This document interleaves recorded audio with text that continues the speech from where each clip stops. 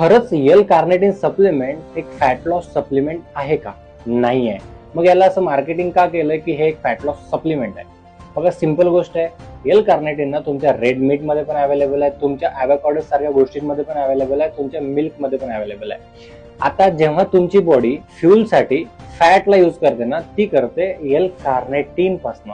L carnitine त्याला help करतं तुमच्या फॅटला ॲज अ फ्यूल यूज करण्यासाठी, म्हणून त्याला तसं मार्केट केलेलं आहे. आता दुसरी गोष्ट, जेव्हा तुम्ही orally L carnitine supplement consume करताना तेव्हा ते तुम्हाला डायजेस्टच होत नाही, तुम्हाला ॲब्झॉर्बच होत नाही. फक्त 10 ते 15% तुम्हाला ॲब्झॉर्ब होतं.